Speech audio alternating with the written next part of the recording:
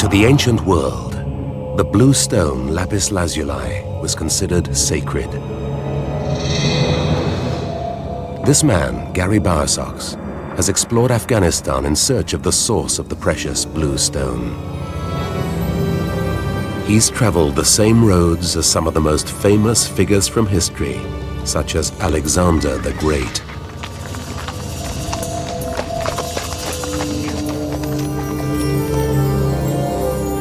This is the story of one man's endeavor, sneaking over borders and crossing the roof of the world to reach the oldest mine on Earth. The mine is 7,000 years old, and it is still worked by hand today. From this remote mine came the lapis lazuli to decorate death masks and the most precious items of the ancient Egyptians.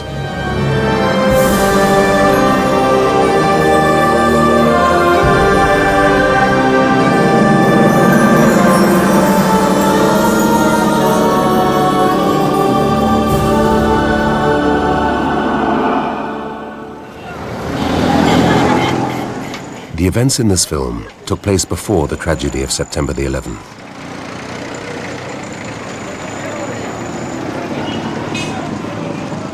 I've been traveling to Peshawar for many years.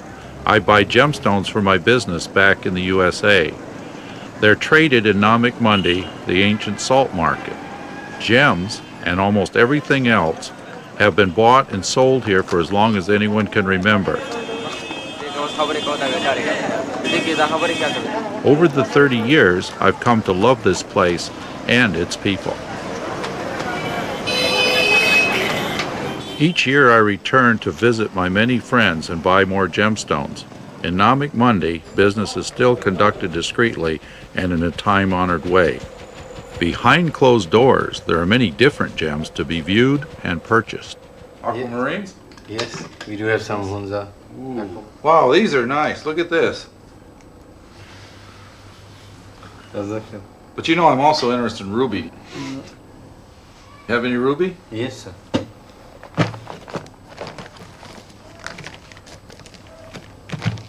Yeah, I'm interested in that. I think we'll get that.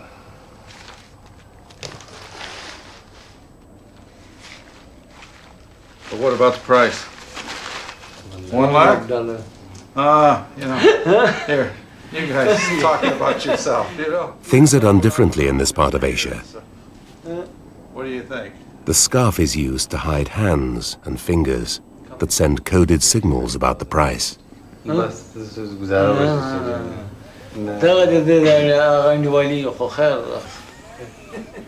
says, you're a very old friend of mine.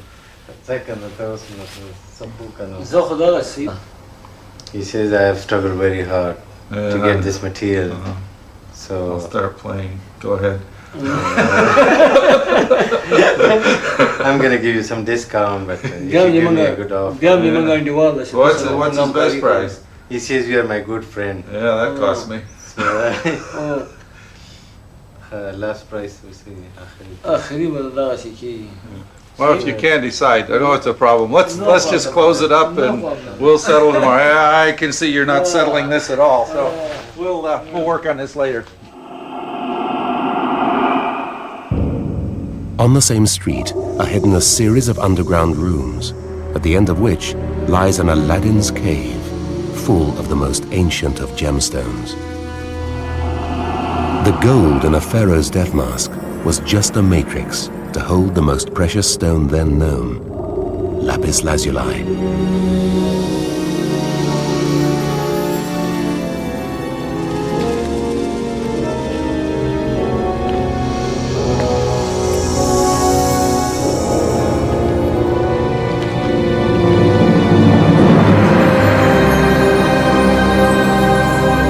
This cellar contains 18 tons of lapis lazuli, an unimaginable fortune in ancient times, and even today, valued in millions of dollars. Lapis lazuli comes in different shades. The most valued is royal blue. Wetting the raw stone brings out the color and gives an idea of how the polished gem will look. Yeah, much better. When Gary buys the rich blue stone to make rings and necklaces, he continues an age-old tradition. The first use of lapis was as jewelry. Lapis beads have been found in graves over 5,000 years old. The ancient Egyptians knew only that the stone came from far away to the east.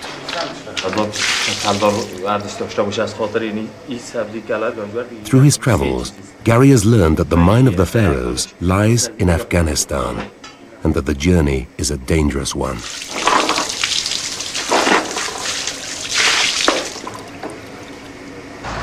But working and living in Peshawar has its own perils. Over the years that Gary's been coming to Peshawar, he's witnessed riots and bombings and been kept awake by gunfire. Gary came to depend on Green's Hotel as his safety zone. He even had his room, room 101, conveniently close to the lobby and the British Airways office.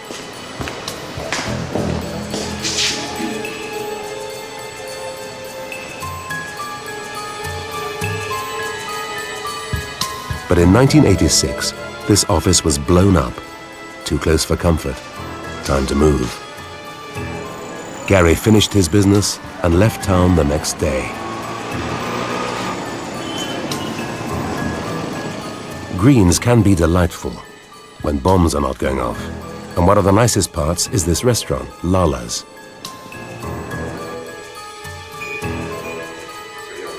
However, all is not what it seems. Lala's has long been the meeting place of spies plying their dark trade in this troubled region. Oh, Mr. Gary. How are you? Very good. You okay? Yes. Family's okay? Please. Good. Yeah. Today, Gary's meeting with his old friend and guide, Khudai Nazar Akbari. Not sick anymore? No.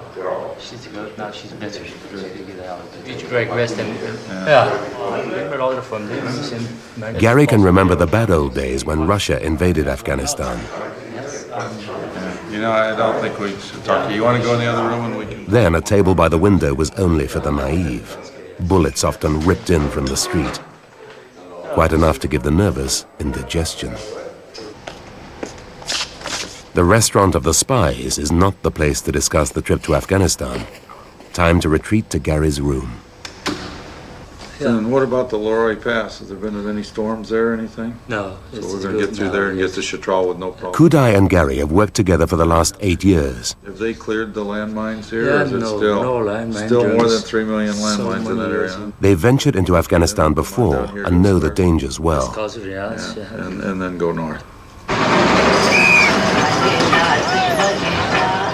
After a few hours' sleep, Gary and Khudai look for a bus to take them north, the start of the journey to the mines of the pharaohs.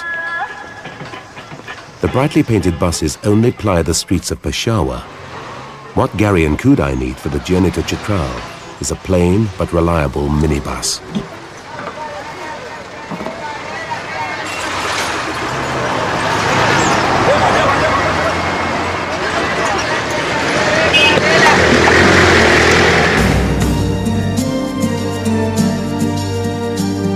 The normal route into Afghanistan, the Khyber Pass, is not safe.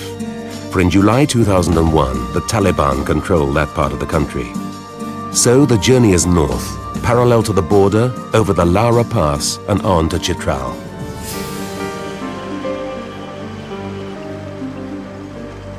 Journeys always start with doubts and questions. Why am I here again in this dusty alien world? The plan is to go to Afghanistan to help my friends there, the miners and traders. But how many are still alive? Will we be able to get across the border? First things first, Khudai and I have to survive the journey to Chitral.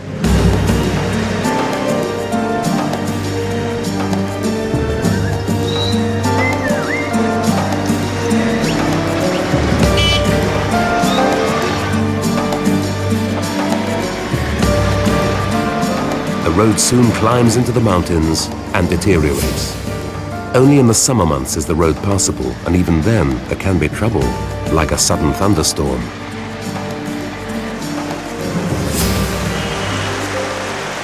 Rain high up in the mountains is worrying.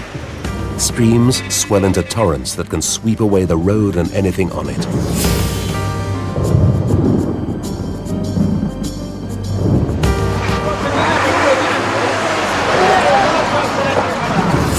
Sure enough, just below the highest point, the Lara Pass, the road has been washed away.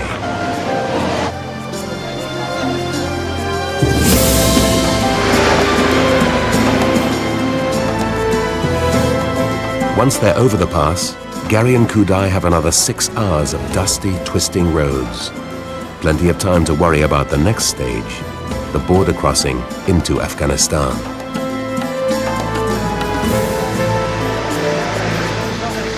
Finally, they arrive in Chitral.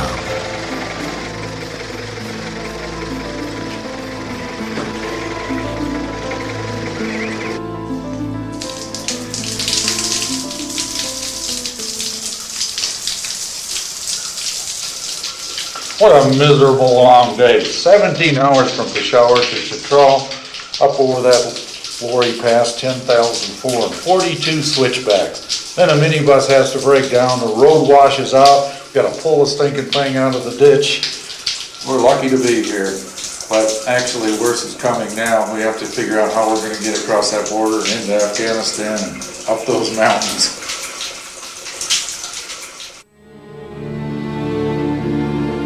The news in Chitral is not good. The border on the Pakistan side has 6 guard posts. All will have to be crossed discreetly and in the dark.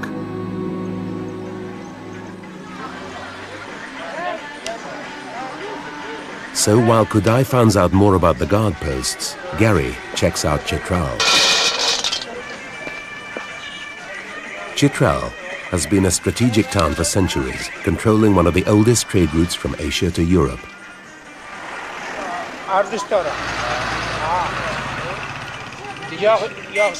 The many different faces in the bazaar, Tajiks, Mongols, Pashtuns and Caucasians, are evidence of the great movements of people that have swept through here over the centuries.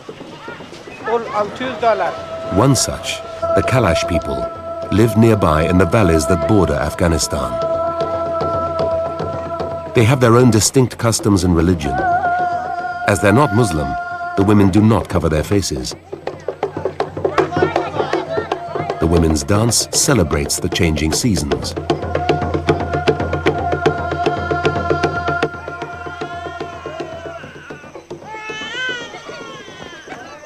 The Kalasha claim descent from Alexander the Great, who crossed the Hindu Kush over 2,000 years ago.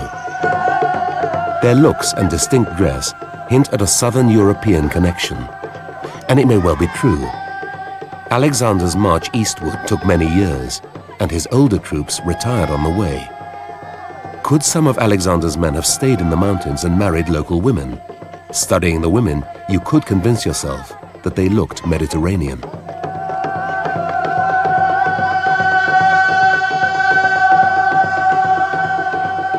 If so, then the bones of the Kalasha ancestors, exposed in their traditional burial boxes, contain the genes of the men of Alexander's army.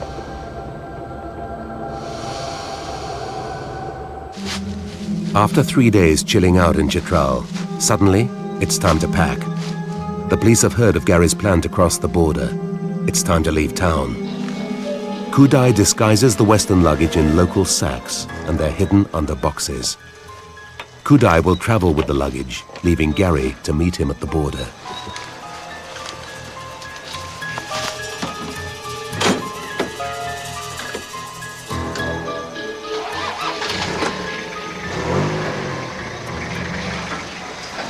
Well, there goes Kudai in the bags. Now comes the tricky part. Pakistan doesn't really like us crossing this border, even though we have legal visas.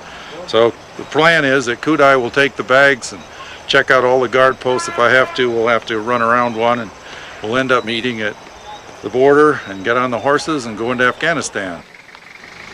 The road is full of potholes, and it twists and turns as it climbs into the mountains. The journey to the border post at Shashadim takes 6 bone-jarring hours. It's a tense time, as Gary and Kudai could get arrested and Gary deported.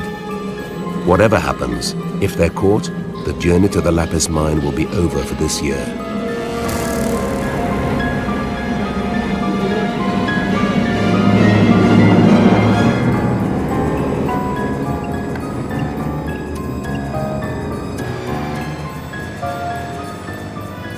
Things are not going to plan.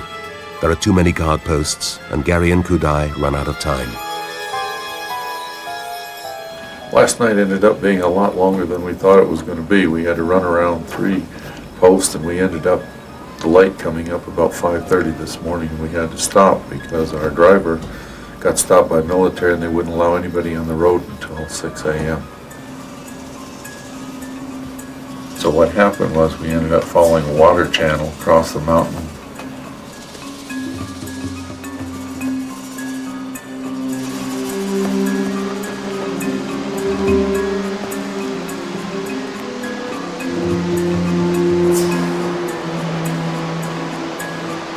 So we continued to walk until the light came up, and then we found this room to stay in for the day, and we'll continue our journey tonight after it gets dark up over the Dora Pass.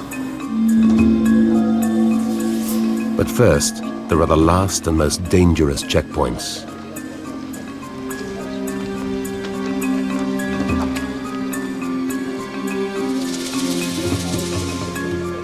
Local clothing, the shalwar kameez and a chitrale cap, helps disguise the furtive figures. For here, Gary and Kudai have no alternatives. They have to sneak past the posts and hope the guards are not too watchful.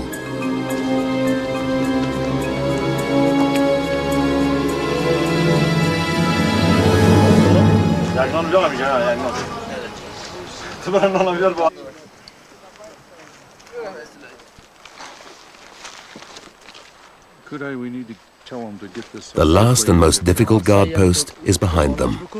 But Gary and Kudai have no time to relax. The border is 5 hours away at the top of the Dora Pass. There's a 5,000-foot climb before Gary and Kudai are truly safe.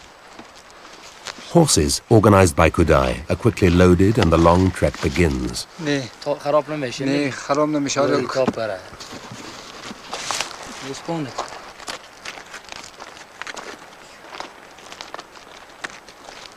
The climb will be a difficult one, up steep trails made more dangerous by the dark.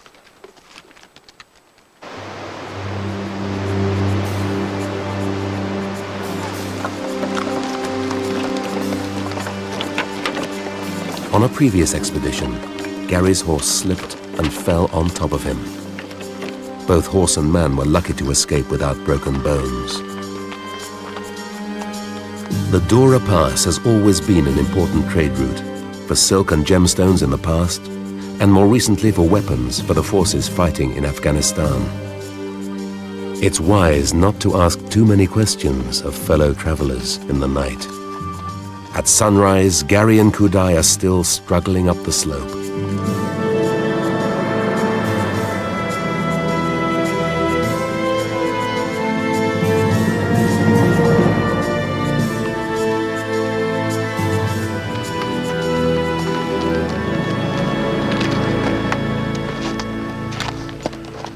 Finally, Afghanistan. Behind me is Pakistan. This is the Dora Pass at 14,900 feet. Because of the border problems, we didn't get out of Shashadim till 3 this morning. We had to ride all night. Tired, it's now cold, but we're now here in Afghanistan.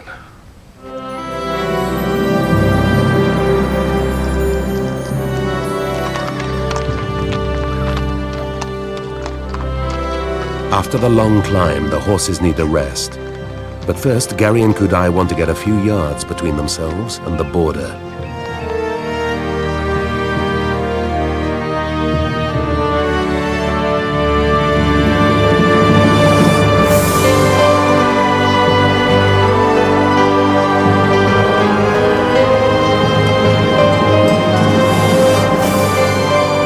I can't really explain the feeling, but every time I return to this country, I feel I come alive. Is it the scenery? the clear mountain air, I don't really know. But I do know that despite all the hardships and dangers, I'm always aching to return and happy when I'm back. For Kudai, this is a homecoming and a chance to see his family. Gary hopes to meet up with his old friend, Ahmad Shah Massoud, the leader of the Northern Alliance. But right now they need to find a place for the horses to rest. And while the horses relax and feed, Gary reflects on a past journey he made over the roof of the world.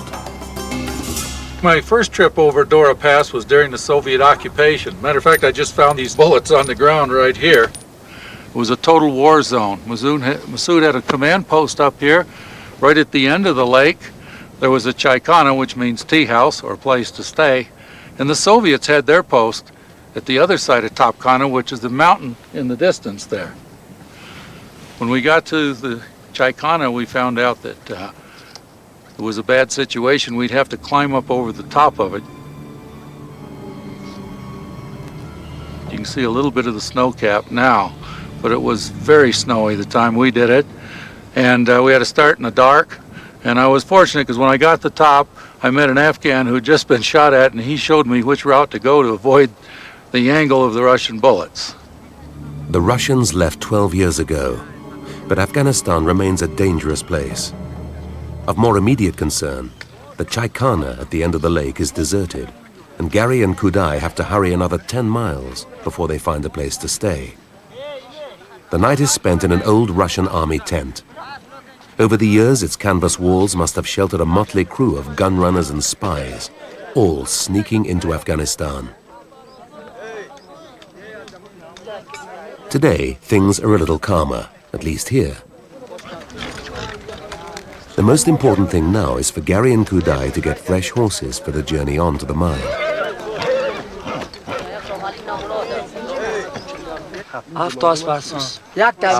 Hiring horses can be quite a performance. Doing a deal is a central part of Afghan life. It's taken seriously and cannot be hurried. Each horse has its owner, and each owner has to be heard.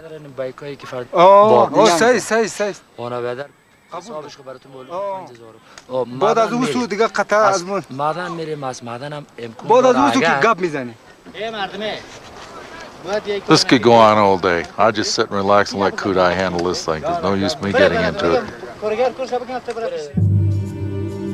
The journey for the next 3 days is over high passes and along remote valleys unmarked by roads, to the village of Eskaza.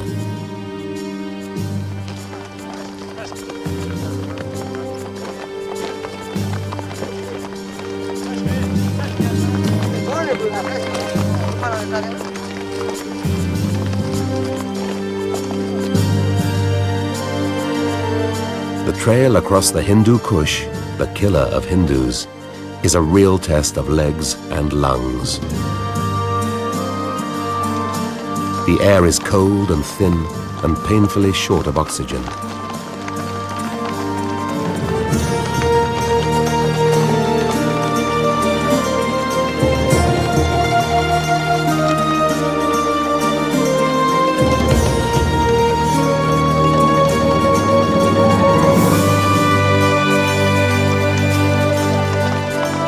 Occasionally, the path widens and is lined with white marble boulders.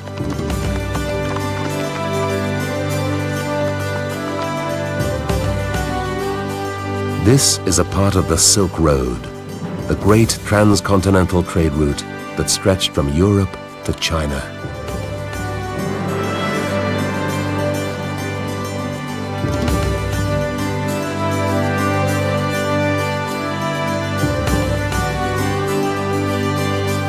Gary is traveling the same path that countless traders have walked for centuries.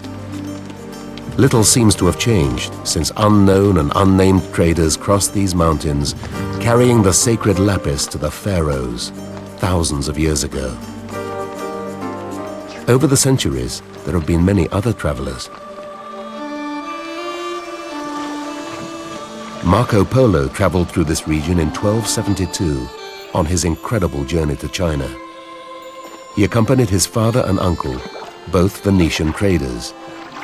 They spent many years in the service of the great Mongol ruler, the Kublai Khan.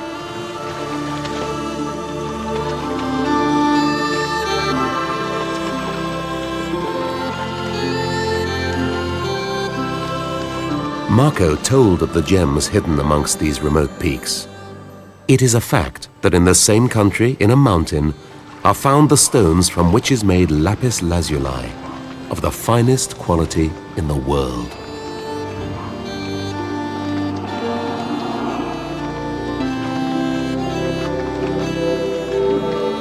Even though he spent a year recuperating from an illness, Marco Polo never discovered the location of the lapis mine.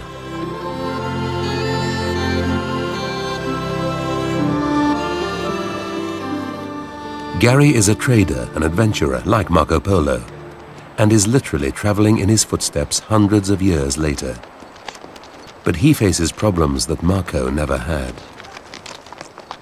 The Russians have left a deadly legacy of landmines.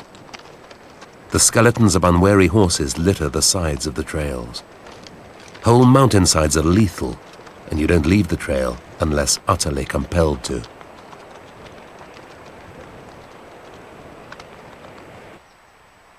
This region of Afghanistan is deserted.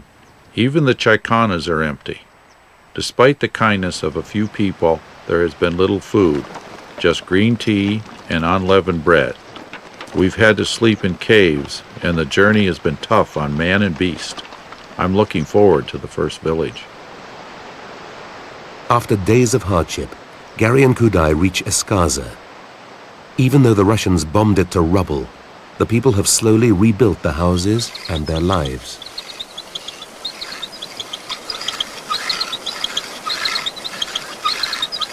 The horses need some loving care and maintenance, and the local blacksmith sets about making some nails for their shoes. His craft is as essential and relevant today as it's always been in this remote corner of the world.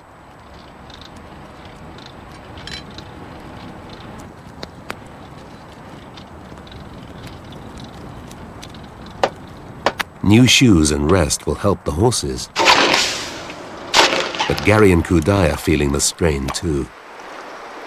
I'm really tired, and we're filthy. Look at these clothes. We came from the Pakistan border, 2 12-hour days, 1 14-hour day. We walked until we had blisters on our feet and our legs were sore. Then we rode horses until we had blisters on our bottom, and then we reversed it and walked again, then we rode again. But now we are here at Eskaza, which is a crossroads in Afghanistan. Going north, we have Sarasang, the lapis mines. Going west, we have mines near Panjshir Valley. So what we're going to do is probably leave the horses here. They're as exhausted as we are. But now, if you'll excuse me, I've got to somehow figure out a way that I'm going to get in this cold water and take a bath. The water is icy cold. It's snow and glacier melt from the highest mountains, and you go numb and blue in minutes. But after a week without washing, the feeling of cleanliness is indescribable. And after a bath in the river and a good night's sleep, it's time to move on. Eskaza has catapulted Gary and Kudai into the 21st century. They can travel by pickup truck, but there's a road to the Panjshir. Well, a road of sorts, and a vehicle of sorts to match. They even have a couple of hitchhikers.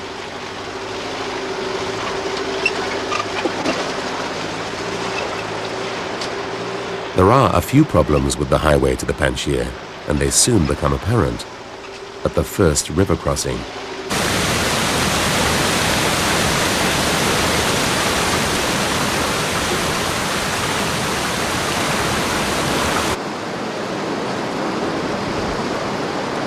This is a typical Afghan water trap. We just got across with our light vehicle when this fellow, knowing he'd break the bridge, went to go around and his engine went out in the water. This poor fellow's probably going to be here several hours now. Last year I was stuck here for 3 hours because a larger truck tried to make it and broke the bridge. Apart from the water traps, the only other minor inconvenience is the slight unevenness of the road.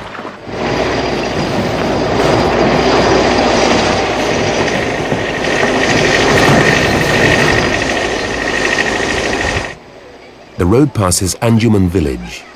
It's changed little since Alexander the Great's army marched through here 2,300 years ago.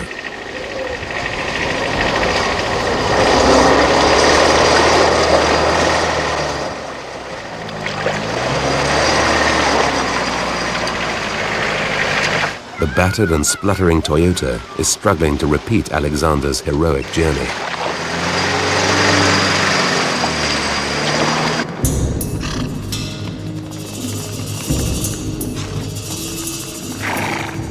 To Alexander, the peaks of the Hindu Kush were the mountains at the edge of the world.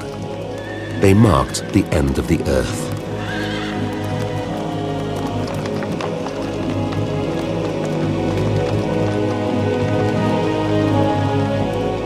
In the Greek legends that Alexander had grown up with, Zeus had tortured Prometheus in these very mountains. Prometheus' sin had been to give humans the secret of fire and the arts of civilization. Alexander's goal was the conquest of the known world.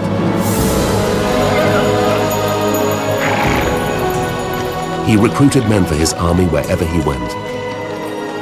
Afghans joined the forces, and just as today, they must have been fearsome warriors.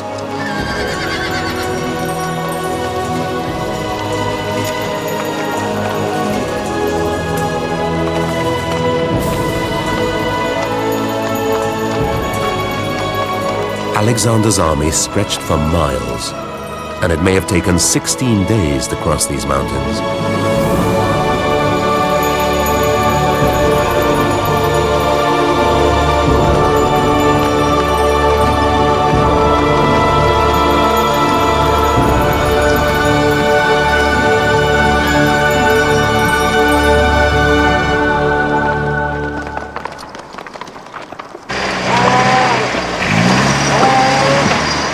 My concerns pale into insignificance compared to Alexander's. My problem today, as it was yesterday, and I fear it will be tomorrow, is the Toyota and the driver. Like Alexander's troops, he gets more restless and difficult the further he is from home. I'm struggling with a wheezing diesel engine and a temperamental driver. Alexander had an army of thousands when he climbed these slopes. The Toyota gasps for air as it climbs towards the 15,000-foot Anjuman Pass.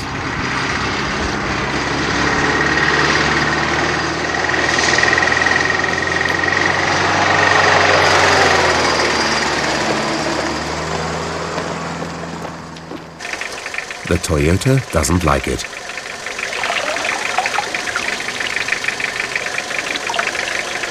It's had a full life and now comes with a manual cooling system, which needs operating every half hour.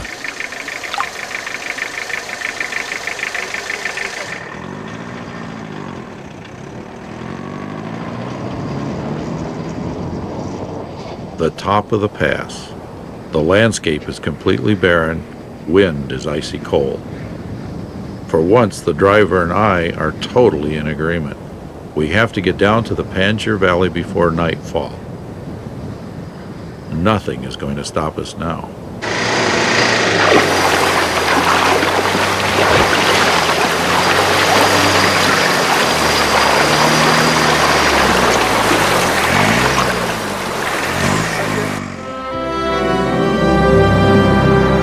The Panjshir Valley is vast.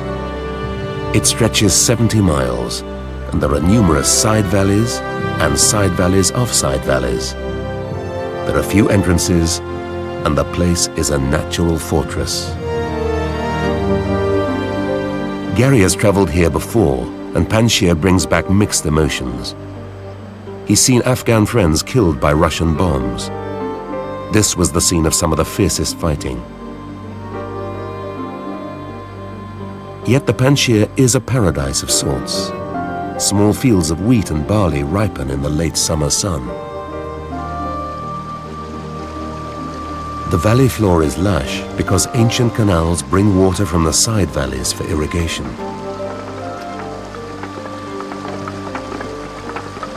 Life has changed little despite the recent wars.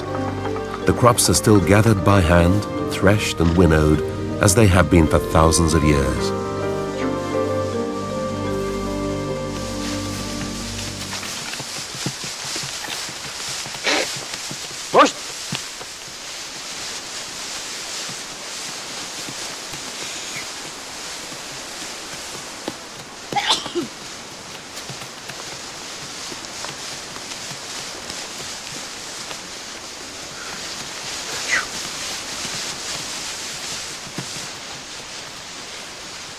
In stark contrast to the timeless work of the seasons, Russian tanks lie scattered in the fields, the legacy of 3 failed attempts by the Russians in the 1980s to capture the valley. This man, Ahmad Shah Massoud, and his small band of mujahideen kept out the Russians and after them the Taliban. The Panjshir has proved to be a graveyard for military ambition. Massoud had a vision for his beloved country. Afghanistan's future is good. It has natural resources like gemstones and its position is strategically important. Afghanistan will have a bright future. Massoud never lived to see his hopes realized. He was killed by a suicide bomber shortly after this interview. Ahmad Shah Massoud was a true friend. For years we worked together to bring some prosperity to these people.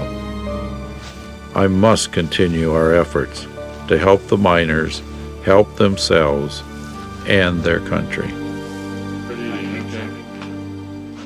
That night, Gary and Kudai stay with friends in the village of Kenj. They're treated to the renowned hospitality of Afghan people. Gary's friends are miners, and he's come to see the emerald mines that lie high in a valley near the village. Gary is working to improve the mining techniques here, and plans are discussed for tomorrow's long hike up to the mines. How many people will be working up here today? Many people are working our area. The rusted tanks in the valley are not the only legacy of the Russian invasion. The hillsides are still scarred from the many bombs dropped by Russian planes. This is a Soviet bomb, obviously unexploded during the war, probably 1985 to 1988. They were dropping many of these in this area. When they exploded, it would end up with about a 15-foot diameter hole, and many of the miners would find emerald crystals in that pocket or hole that it dug. If that didn't happen and it didn't go off like this one, they would take the powder out of it and use that for their explosives in the mines.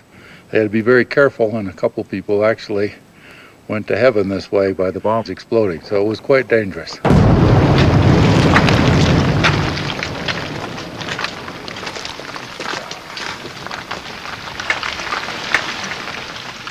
The miners have a nasty habit of setting off explosives with little or no warning, which adds a frisson to the exhausting climb.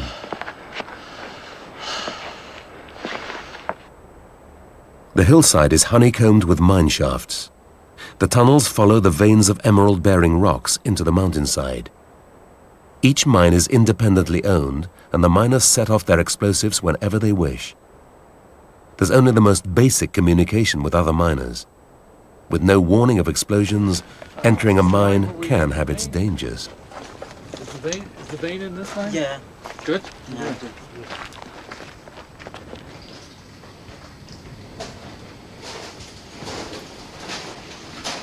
The miners still use powder gathered from unexploded Russian bombs. Sadly, men do get injured, and many emeralds are smashed to smithereens by the overzealous use of explosives. The vein is here? بستگی این منطقه داره خامه این منطقه اینجا یه خام داره A green stain marks the emerald-bearing rock. By tracing this back into the hillside, the miners know where to set their explosive charges. One of Gary's goals is to train the miners to work more safely,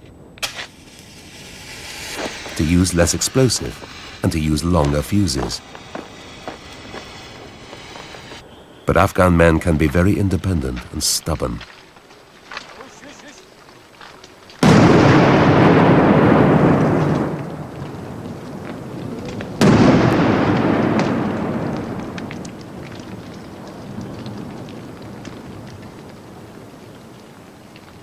The result of all the explosions can be stunning. Large raw emerald crystals. Gary buys the miners' emeralds and sells them in the West. In his dealings, Gary is continuing the long tradition started by the ancient lapis lazuli traders.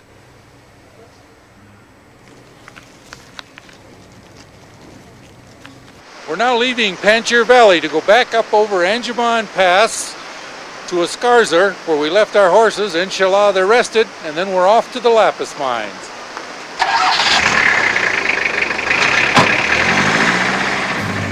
This is the last stage of the long journey. The trusted Toyota takes Gary and Kudai to Askarzer. From there, progress is by horse to Sarasang and the lapis mine.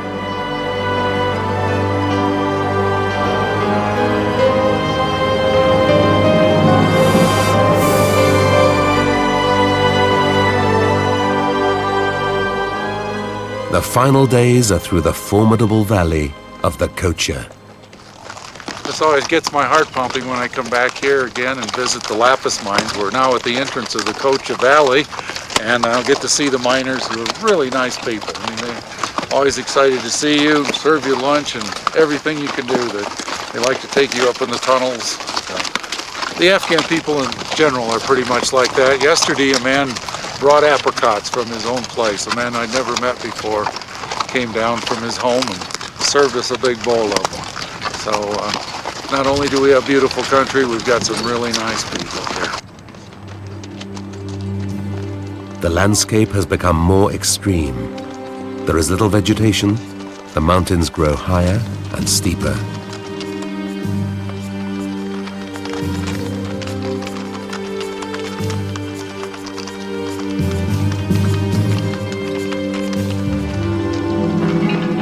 For thousands of years, caravans of donkeys brought lapis along this trail from the mines on the start of the long journey to Egypt.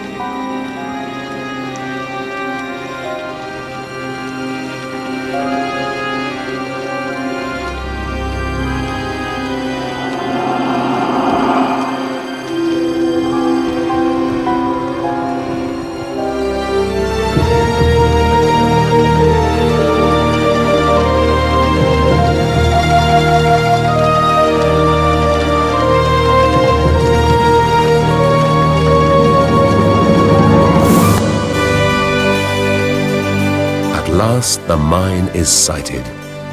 After weeks of travel, Gary and Kudai race the last mile.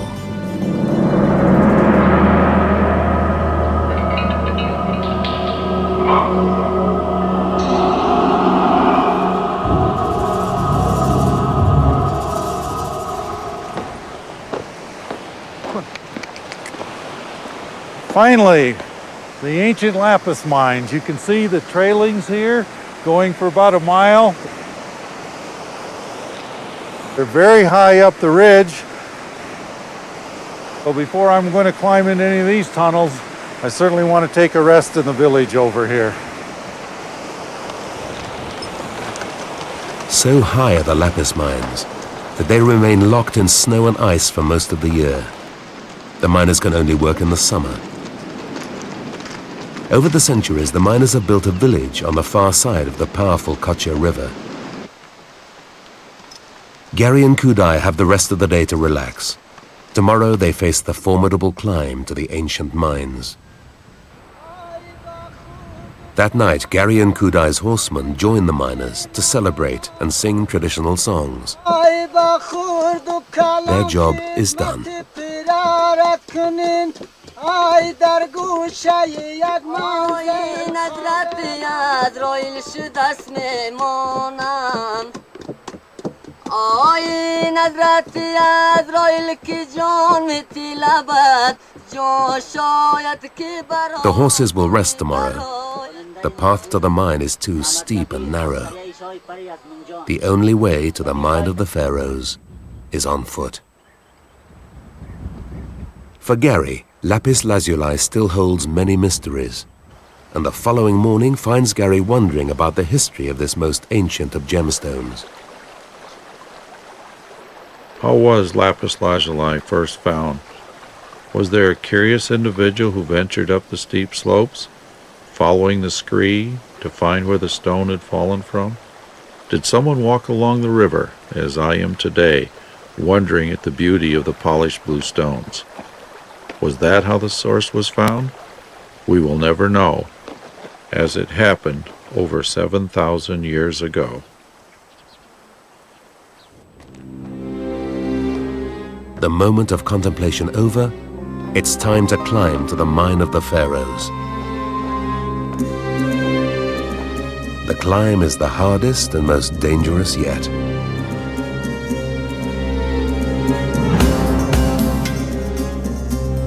In places, the path is only inches wide as it zigzags back and forth across the precipitous rock walls that guard the mine. This path seems steeper than the last time I climbed it. I swear it gets more dangerous with the years. It's incredible that the miners climb this path each day, over 3,000 feet, to work the lapis lazuli.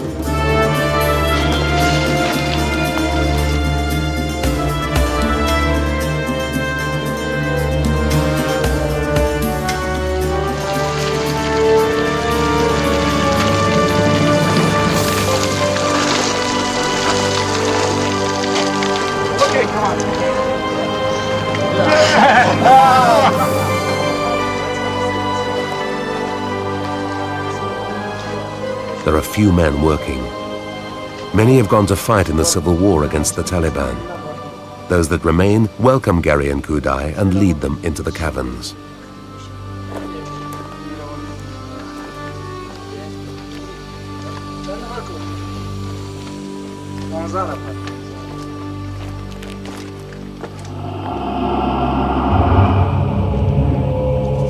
There are many passages inside the mine. The oldest goes deep into the mountainside for over half a kilometer. The caverns are stained with soot, the result of thousands of years of work. An army of ghosts inhabits these passages.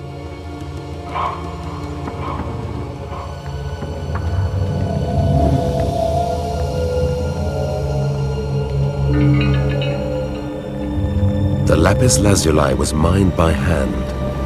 Brushwood was hauled up the slopes and fires lit against the rock.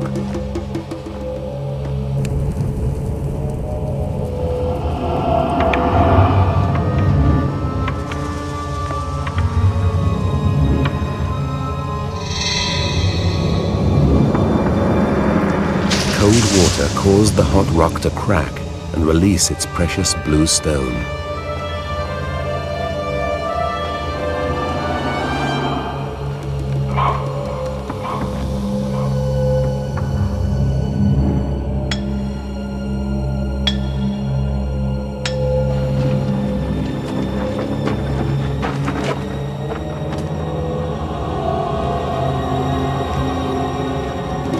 The unwanted rock was carried out from deep within the mine.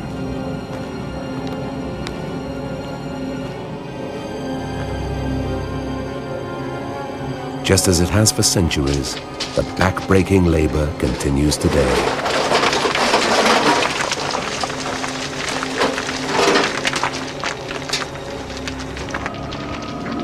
The mile-long streak of rubble marks thousands of years of human effort to extract the precious blue stone of the pharaohs.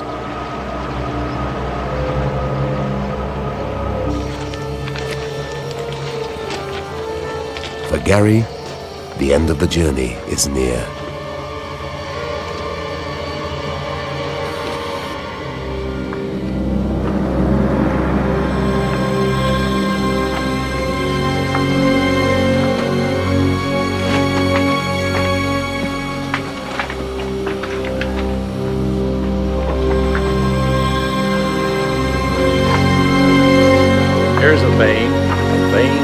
rich blue lapis lazuli. Wow.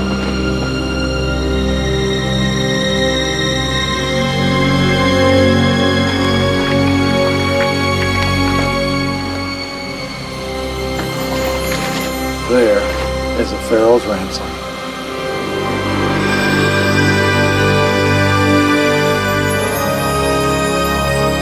The mine is so remote, so difficult to reach, and so hard to work, that it will remain, for all intents and purposes, timeless. As much a part of the world of the pharaohs as of today.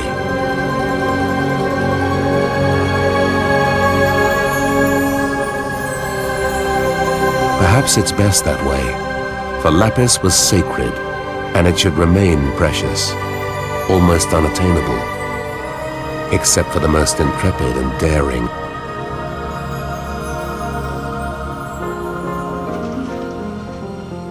The future of Afghanistan is uncertain. I hope my work with gemstones can help. Whatever the future, I know I must return to this enchanting country.